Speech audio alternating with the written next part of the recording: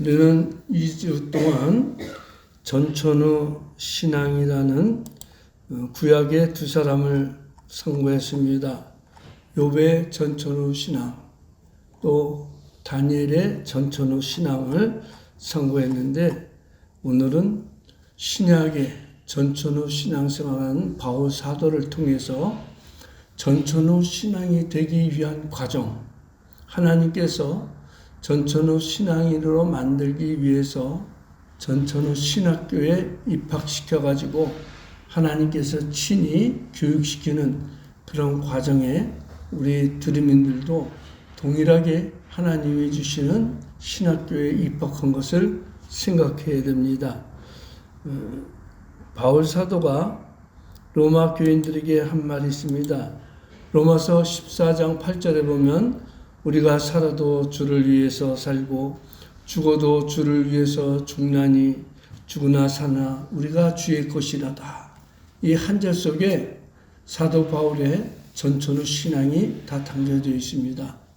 살아도 주를 위해서 살고 죽어도 주를 위해서 죽나니 그러므로 사나 죽나 우리가 주의 것이다.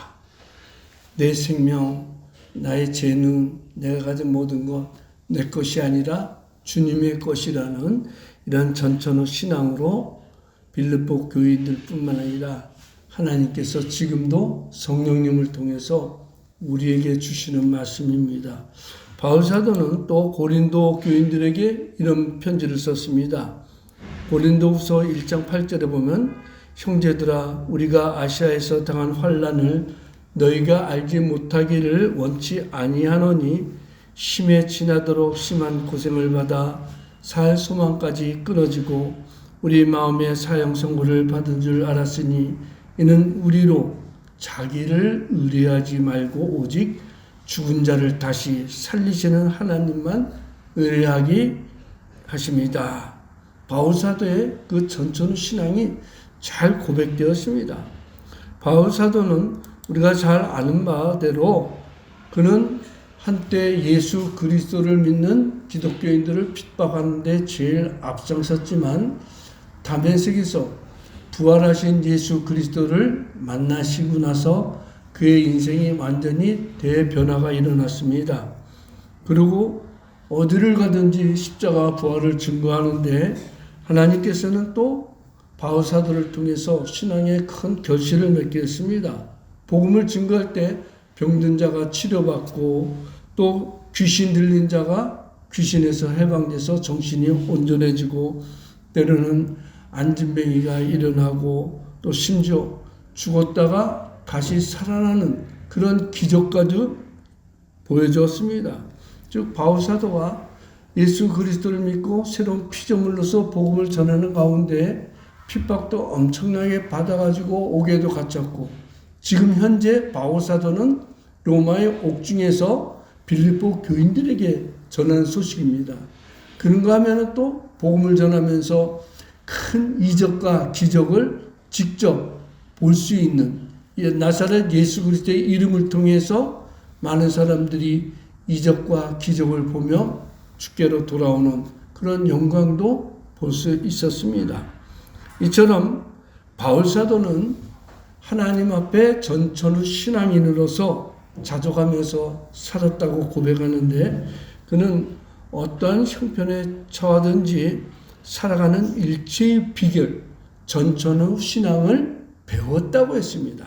그렇다면 바울 사도가 전천후 신학교에 들어가서 주님으로부터 전천후 신앙의 비결을 배웠는데 그 신앙의 비결이 무엇인지 또 21세기에 살아가는 우리들은 전천후 신앙을 어떻게 배워야 되는지 오늘 짧은 본문을 통해서 다 함께 깨달으면서 여러분 각자가 전천후 신앙인이 되기를 주님의 이름으로 축원합니다. 첫 번째로 전천후 신학은 자족을 가리키는 전천후 신학입니다. 11절에 보면 내가 궁핍함으로 말하는 것이 아니라 어떠한 형편에든지 나는 자족하기를 배웠노라 라고 했습니다. 분명히 바울 사도는 내가 지금 현재 로마에 옥중에 있기 때문에 모든 형편이 열악합니다.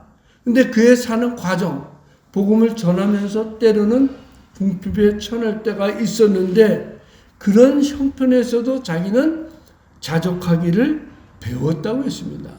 이 자족이란 말의 원문의 뜻은 모든 조건에 완전하게 맞출 수 있는 마음. 그러니까 내가 형통하든 아니면 역경에 처하든 어떤 형편에서 내 마음에 스스로 맞췄다 이거예요. 형편이 좋다고 해서 항상 기쁘거나 아니면 형편이 나빠졌다고 해서 내가 슬프거나 그런 것이 아니라 형편이 기쁠 때는 좋을 때는 좋은 대로 또 나쁘면 나쁜 대로 나는 그 형편에 맞춰서 살 수 있는 일체의 비결을 배웠다는 것입니다. 지금 바울사도는 로마의 옥중에 갇혀있는 상황인데 이러한 형편에서도 자족의 비결을 배웠다고 했습니다. 즉 선천적으로 타고난 것이 아니라 후천적으로 배움을 통해서 이런 능력을 갖게 되었다는데 배움이라는 것, 배웠다는 것 배경에는 반드시 교사가 있어야 되겠죠. 그 바울사도가 일체의 비결을 배우는데 교사가 예수 그리스도입니다. 바로 전천후 신학교의 교장이 하나님이시고 예수님이 직접 교육을 시킵니다. 그래서 일체의 비결을 배우는 것인데 다시 말하면 인생을 살아가는 과정 속에 다양한 경험을 쌓으면서 사는 비결을 배웠다는 것입니다. 이 배움이라는 것은 특징이 있는데 반복되는 학습, 그 반복되는 학습을 통해서 몸에 익히는 것입니다. 이럴 때 이 학습이 몸에 배워야지 비로소 자족하는 능력을 갖추게 되는 것인데 공부 잘하는 학생들의 특징은 뭐예요? 공부 잘하는 것을 배우는 거예요. 공부하는 방법, 비결이 공부 못하는 사람하고 차이가 있습니다. 공부 못하는 사람은 책의 핵심 요점을 찾을 줄을 몰라요. 한 문장 전체를 다 그냥 왼쪽에 외우려고만 하지 그 문장의 핵심을 찾아내지 못해요. 왜? 배우질 못했어. 제대로 못 배워서. 운동선수들도 마찬가지입니다. 계속되는 훈련을 통해서 자기 몸에 맞는 체질에 맞는 그런 재능을 키우는 것입니다. 흔히 하는 말로 운동선수들이 승리는 뭐예요? 나쁜 사람만 승리한다 했듯이 모든 것이 반복을 통해서 배우는 것입니다. 특히 신앙생활의 위기와 고난 중에 몸에 익힌 이 위기를 이겨낼 수 있는 그런 학습을 통해서 신앙인들은 어떠한 역경도 이겨낼 수가 있는 것입니다. 이러한 지식은 살아가는데 큰 능력이 되지만 가장 중요한 것은 바로 예수 그리스도의 십자가와 부활을 배우는 것입니다. 예수 그리스도의 십자가라는 것은 단순히 십자가만이 아니라 예수님이 우리 같은 죄인을 구원하기 위해서 자기 자신을 버리고 십자가에 달려서 죽으신 그 희생, 대속의 제물로 된 것, 또 부활을 통해서 모든 고난 위에 받는 영광이 있다는 것을 우리가 체험적으로 배워야 되는 거예요. 누구나 마찬가지지 배우지 않고는 비결을 알 수가 없습니다. 어린아이들은 절대로 스스로 학습을 할 수가 없습니다. 부모님을 통해서 성장하면서 배우죠. 학생들은 학교의 선생님들을 통해서 지식을 배웁니다. 또 사회에는 직장에 들어간 초년생들은 반드시 직장의 선배들을 통해서 사회생활을 배우게 되는 것입니다. 그러나 이 세상의 교육 중에서 가장 중요한 교육은 내세와 영생에 관한 교육이 최고인 것입니다. 이런 말이 있습니다. 부유해도 만족하지 못하면 가난한 것이고 가난해도 만족하면 부유한 것이다 라는 말이 있습니다. 암만 재물이 많고 부유해도 자기 자신이 만족하지 못하면 그는 가난한 사람입니다. 이전에 록펠러가 세계에서 가장 재물이 많았다고 했는데 기자가 묻습니다. 당신에게 어느 정도 재물만 있으면 만족합니까? 지금 현재 만족합니까? 했더니 조금만 더 모았으면 좋겠다는 거예요. 이 대부분 다 인간의 욕심이 그래요. 지금 현재 만족하지 못한다는 것은 내가 심적으로 가난하다는 거예요. 그러나 반대로 소크라테스가 한 말처럼 가장 적은 것으로 만족하는 사람이 가장 부유한 사람이다. 즉, 내 소유가 지금 적지만 그 적은 것으로 만족하는 사람은 부유한 사람인 거예요. 성도 여러분, 어차피 우리가 이 세상에 살 때 때로는 내가 생각지도 못하는 어려움에 처할 때가 있지만 그때도 우리는 항상 마음으로 부유해야 됩니다. 두 번째로 인생의 다양한 과목을 가리키는 전천후 신학교. 11절 하반절에 보면 어떠한 형편에든지 나는 자족하기를 배웠다. 어떠한 형편. 이 말씀이 어떤 형편이란 것이 하나님께서 우리를 인생의 신학교 보내가지고 다양한 과목을 배우게 하는 것입니다. 다양한 과목, 때로는 우리에게 하나님께서 눈물 골짜기로 통과하게 하시고 울게 하면서 광야 같은 세상에서 세상을 의지하지 않고 하나님만 의지하도록 말씀하십니다. 또 때로는 역경에 빠져도 예수 그리스도의 십자가만 붙들고 이겨나갈 수 있는 믿음을 주시는 것.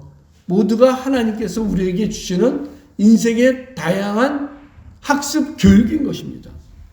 바울 사도는 자신이 자족할 수 있는 비결은 어떠한 형편이라는 다양한 상황에서 배웠다고 했습니다.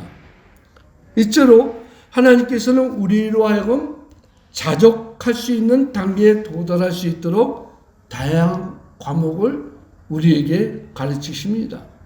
우리 자신이 내가 배운다고 생각하지 못하는데도 불구하고 하나님은 우리를 때마다 시마다 가르치고 있습니다. 우리가 신앙생활하면서 이 세상 살면서 세상과 교회라는 두 과목을 배웁니다. 세상에 살 때는 세상에서 살아가는 과정, 또 주일 되면 교회 와서 예배드리는 이 세상과 교회라는 오고 가는 과정 속에 자연히 교회 생활을 배우고 또 세상에서는 엿새 동안 일하면서 세상을 배우게 됩니다. 그뿐만 아니라 이 세상에 살면서 내세와 현세, 우리가 이 세상에 살지만 이 세상에 우리 종착역이 아니라 우리에게는 내세와 영생이 있음을 하나님이 가르쳐 줍니다. 또 교회 와서는 천국과 지옥에 대한 교육도 하나님이 가르치십니다.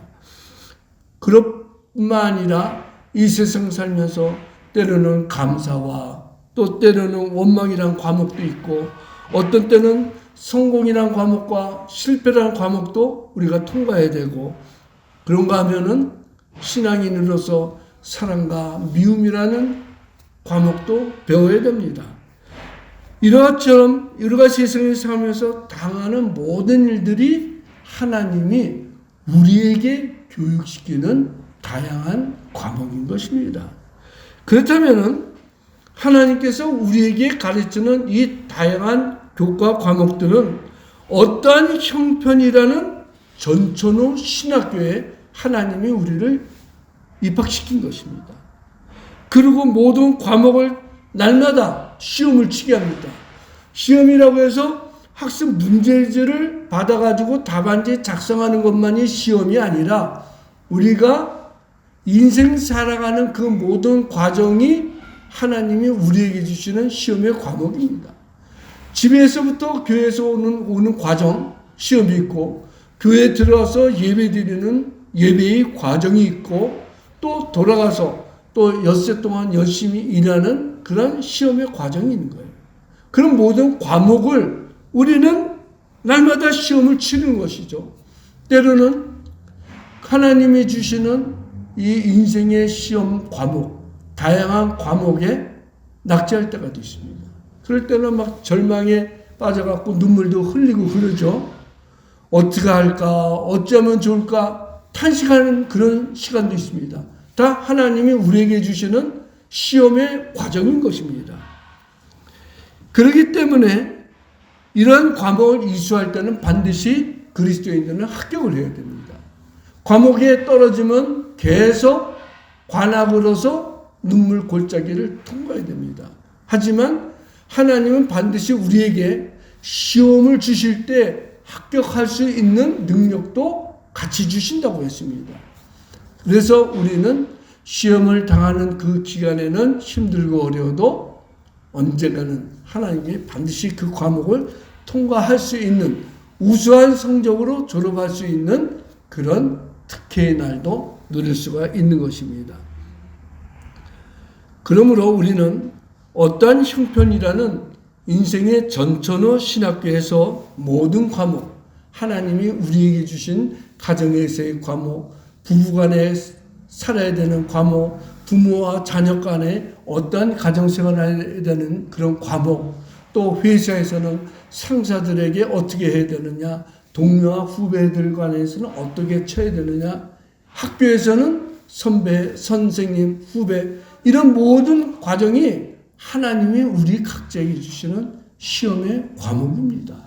이처럼 다양한 전천후 신학교에서 우리는 모든 과목을 잘 이수해가지고 하나님 보실 때 가장 아름다운 신앙의 인격자로 합격, 합격이라는 축복을 받기를 주님의 이름으로 축원합니다. 세 번째로 인생의 일체, 인생 살아가는 일체의 비결을 가리키는 전천후 신학교입니다. 12절에 내가 비천에 처할 줄도 알고 풍부에 처할 줄도 알아 모든 일 곧 배부름과 배고픔과 풍부와 궁핍에도 처할 줄 아는 일체의 비결을 배웠노라. 일체의 비결을 다 배웠다는 거예요. 하나님께서 우리에게 때로는 비천이라는 과목에 시험을 치게 하는데 그 비천에 처할 때는 마음이 애통하고 고통스럽습니다. 남들이 조롱하고 비웃습니다. 그래도 그 과목을 통과할 수 있어야 됩니다. 그러면 또 때로는 풍부한 그런 가운데 배불리 먹고 안식을 누릴 수 있는 그런 위로도 주십니다.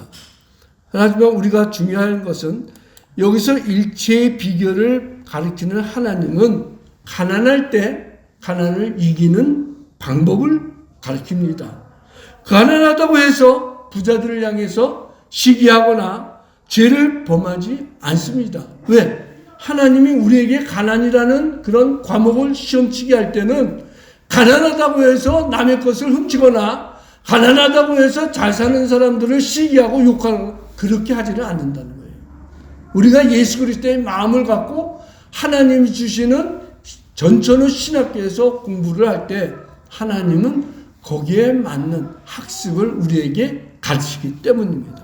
그렇다고 우리가 풍부에 처할 때 갑자기 큰 돈이 생겼다고 해서 교만하거나 가난한 자들을 무시하거나 그렇지 않습니다. 우리 성도 여러분 스스로 한번 생각해 보세요. 내가 갑자기 100억 이상 되는 자산가가 되었다. 교회 안 나와야 되나? 아니거든요. 오히려 더 하나님께 감사하고 또 때로는 어려운 교회를 후원하거나 어려운 사람은 이웃을 돕는 그런 마음을 하나님이 주신 거예요. 왜? 전천후 신학교를 통해서 합격시키기 때문입니다. 어느 누구도 배우지 않고는 세상을 살아갈 수 없습니다. 가정에서는 부모님을 통해서 배우고 학교에서는 스승을 통해서 배우고 직장에서는 상사와 선배들을 통하고 교회에서는 목사님과 또 신앙의 선배들을 통해서 배우는 것입니다. 성도 여러분, 어떤 경우든 배운다는 것에는 그 후에 좋은 결실이 맺어집니다. 앞에 그림에 보면 우루과이 무이카 대통령이 나옵니다. 2010년에서 2015년 동안 15년까지 5년 동안 우루과이 대통령으로 재임했는데 그 당시 세계에서 센세이션을 일으켰습니다. 왜? 대통령이 됐는데 세계에서 가장 가난한 대통령이라는 명칭을 받았어요. 그가 타고 다니는 이 조그만 차 폭스바겐 딱정벌레라고 그러죠. 이 차는 20년이 넘은 차입니다. 그런데도 변함없이 그 차를 타고 다닙니다. 대통령이 돼가지고 자기의 급여의 10분의 9를 기부하고 10분의 1만 가지고도 삽니다. 그가 대통령이 될 때 그의 통장에는 190만 원이 전부였습니다. 그가 대통령이 되고 나서 42명의 비서와 수행원이 있는 대통령궁을 노숙자의 쉼터로 제공했습니다. 그리고 수행원을 포함해서 4명만 데리고 우루과이 수도인 몬테비데오의 외곽 지역에 조그만 집에서 농사도 짓습니다. 그리고 농작물을 팔기도 합니다. 왜 그럽니까? 그동안의 전임 대통령들이 전부 다 호화스러운 대통령 생활을 했기 때문에 자기는 검소한 생활을 통해서 국민들에게 행복을 주기 위함이라고 했습니다. 그의 정치 이력을 살펴보면 특이합니다. 오랜 독재와 투쟁에서 6번이나 총에 맞고도 살아났습니다. 감옥에 갇혀가지고 7번 탈옥했는데 다 잡혔습니다. 그 이후 그가 장관이 된 후 대통령까지 올랐습니다. 그는 대통령이 된 후에 나는 대통령으로서 정치 이념이나 색깔보다는 국민의 행복에 관점을 두고 있다 하면서 20년 이상 된 폭스바겐 승용차와 트랙터, 농장, 그것이 그의 전부 재산입니다. 성도 여러분, 그 결과 대통령이 청빈한 삶으로 말미암아 관료들의 부패가 없어졌습니다. 경제가 5% 이상 성장되었습니다. 남미에서 특이하게 잘 사는 나라가 됐습니다. 한 번은 무이카 대통령이 워싱턴을 방문했을 때 청중 중에 한 명이 그를 라틴 아메리카의 만델라, 넬슨 만델라라고 아주 넬슨 만델라면은 평화상까지도 받고 유명한 사람이잖아요. 남아메리카에 넬슨 만델라가 왔다라고 하자 그는 이렇게 말했습니다. 만델라는 메이저리그에 계셨으니 나와는 노선이 다릅니다. 나는 그저 동네 아저씨 중 하나에 불과합니다 하고 철저히 자기를 낮췄습니다. 성도 여러분, 대통령이 되든 사회 명사가 되든 어떤 지위에 있든 잘 살기 위함보다 행복을 추구해야 되는 것입니다. 우리나라의 비극이 또 한 번 생겼죠. 지난 금요일 날 윤석열 대통령이 파면이 되었습니다. 이제 6월 3일 날 새로운 대통령이 선출되는데 지금까지 보면 어쩔 수 없이 또 이념 전쟁에 빠지게 돼요. 계속 국민이 불행해집니다. 이념 전쟁, 이념 사상에 그런 것을 가지고 정치하는 것이 아니라 한 가지, 국민의 행복을 위해서 국민이 마음 편히 살 수 있는 그런 나라로 이끌어갈 수 있는 지도자가 필요한 것입니다. 마지막으로 예수 그리스도의 능력을 가르치는 전천후 신학교입니다. 13절에 내게 능력 주시는 자 안에서 내가 모든 것을 할 수 있느니라.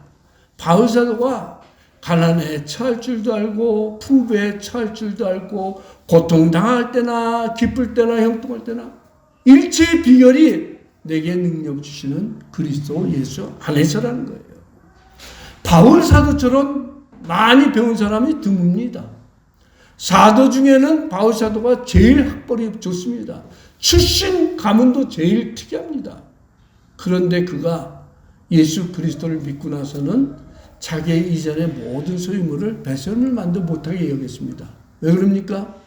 십자가와 부활의 진리가 최고이기 때문입니다.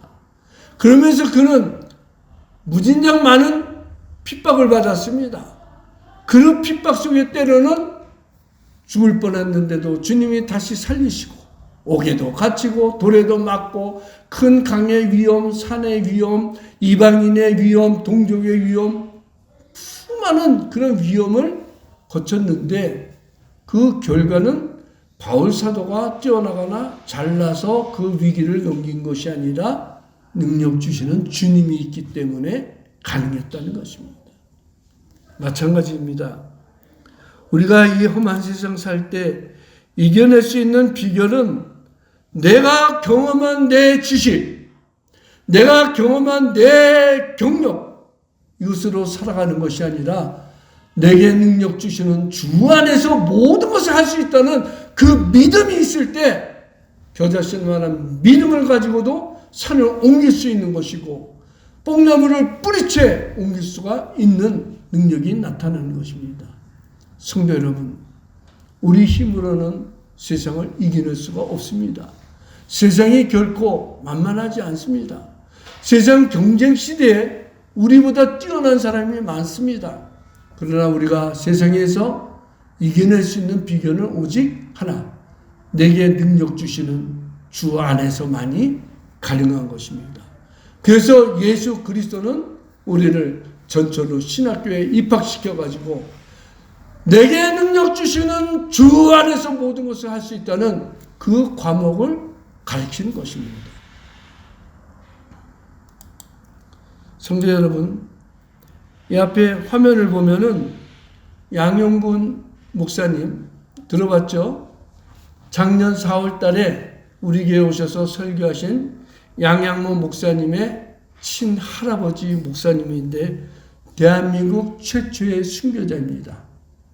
우리들은 흔히 순교자라고 하면은 주기철 목사님, 손양원 목사님 그 두 분을 많이 알지만 주기철 목사님보다 먼저 옥중에서 순교하신 분이 바로 양용근 목사님입니다. 근데 우리 교회사에 잘 알려지지는 않았습니다. 더 고통당하고 더 많은 고생을 겪고 순교당했는데 주기철 목사님은 옥중에서 고생하다가 나와서 집에서 돌아가셨지만 양용근 목사님은 광주 교도소 안에서 순교를 당했습니다. 근데 그분의 출신을 보면은 정말 화려합니다. 1905년 10월 11일 전남 광양군 진월면 오사리에 출생해가지고 매산중학교를 졸업하고 일본 동경대학 법학과를 졸업했습니다. 일제시대 때 동경대학 법학과를 졸업하면 출세문이 활짝 열렸어요. 무슨 관직을 해도 하거든요. 그런데 유학 중이던 1923년 관동 대지진이 일어났을 때 일본 정치가들이 그 시민들의 마음을 달래기 위해서 조선징들이 불질렀다. 이런 식으로 모함해가지고 조선 사람들이 5,000명이나 학살됐습니다. 그걸 직접 눈으로 목격하고 나서 너무나도 분에 겪어갖고 일본에서 조선으로 귀국해버립니다. 그러고 나서 가산을 다 정리해가지고 오산학교, 일제시대 때는 유명한 학교죠. 우리나라 학교의 역사에서는 톱에 들어가는 학교입니다. 오산학원을 설립하고 농촌에서 공부 못하는 그런 학생들을 무료로 교육을 시켰습니다. 근데 특이한 것은 일반 필수 과목 외에 한국사, 한국을 사랑하려면 조선인들, 한국인들은 한국사를 배워야 된다. 또 일제시대 때 한글을 못 쓰게 했는데 한글을 가르쳤습니다. 거기에다가 성경을 추가로 가르쳤습니다. 신앙과 함께 민족의식을 깨우치는 그런 교육에 혼신을 다했는데 결국 자기는 자기를 위해서 구원해 주신 예수님을 위해서 살기 위해 갖고 1933년 평양신학교에 입학해 가지고 1939년 제34회 평양신학교 졸업을 한 후 순천노예에서 목사 안수를 받고 자기의 고향교회에 있는 광야읍 교회에 부임했는데 지금까지 그 교회가 있습니다. 기념일 되면은 양양용 목사님을 초청해서 설교도 시키고 그래요. 그토록 그 신앙의 순교자의 뿌리의 흔적이 지금은 교회로 남아있는데 100년의 역사를 자랑하죠. 그러고 나서 목사가 된 후에 여수 애양교회 있죠. 유명한 손양원 목사님이 6.25 때 거기서 환자들 돌보다가 공산군에게 순교당했죠. 손양원 목사님보다도 먼저 양용근 목사님이 애양원 교회에서 나환자들하고 함께 신앙생활하고 그들에게 천국을 가르쳤습니다. 그 고흥의 길뚝교회 구례읍 교회에서 심의했는데 일제 때 우리 조선의 모든 장로교 또 뿐만 아니라 다른 모든 교단도 신사참배를 가결했습니다. 신사참배는 우상이 아니다 하면서 신사참배 숭배하도록 총회에서 결정하자 너무나도 분해 화를 이기지 못하고 1940년 고흥지방도사경회 고흥지방의 모든 장로가 교회가 모여가지고 부흥회를 하는데 거기에 강사가 되어갖고 1923년 관동 대지진 때 일본 사람들이 조선 사람들을 얼마나 학살시켰는지 낱낱이 폭로해버렸습니다. 그러니 일본 순사들이 얼마나 괘씸하게 생각했습니까? 반일 사상과 천황 불경죄로 체포해가지고 광주 교도소에 수감했습니다. 그러고 나서 순천노예가 신사참배를 가결을 하자. 총회에서 가결하고 순천노예에서도 신사참배해도 된다 하자 엄청나게 반대하고 결국 원탁회의원이라는 게 있어요. 순천노예 산하에 목사님들, 장로님들 모여가지고 거기서 회의해가고 우리는 신사참배를 절대로 반대한다 해가지고 5개월 또 갇혔습니다. 근데 이분이 워낙 몸이 허약 체질이에요. 사진 봐도 약하잖아요.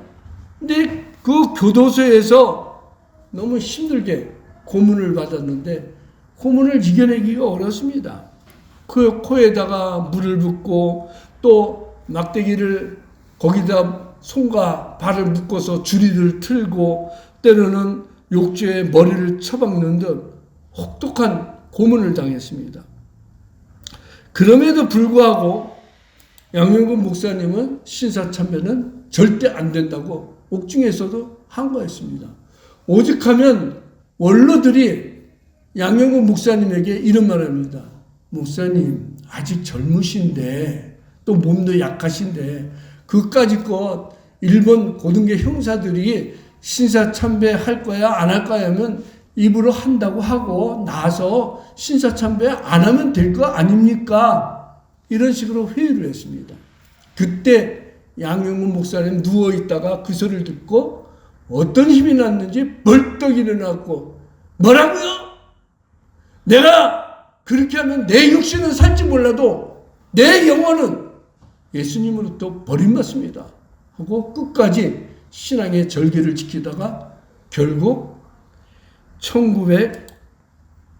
1943년 12월 5일 광주 교도소 사상범 감방에서 숨을 거뒀는데 이때가 39살 때입니다. 참 39살 때 한창 때 아닙니까? 그런데 주님을 위해서 신앙을 지키다가 젊은 인생을 바쳤습니다. 저는 이런 분을 전천후 신앙의 목사라고 부릅니다. 성도 여러분, 어쩌면 우리가 사는 이 시대는 하나님이 우리에게 가장 평안을 주는 시대예요. 예수 믿는다고 어느 누구도 핍박을 하지 않습니다. 교회에서 예배 드린다고 어느 누구도 잡아가지도 않습니다. 이처럼 평화의 시대에 살 때 우리는 신앙의 선배들의 전천후 신앙을 한번 되새겨야 됩니다. 내가 이처럼 평안한 시대에 살 때 주님을 위해서 무엇을 할까? 한번 생각하면서 주님을 위해서 전천의 신앙이 되도록 마음을 다짐하고 행동으로 실천하기를 주님의 이름으로 축원합니다. 기도하겠습니다.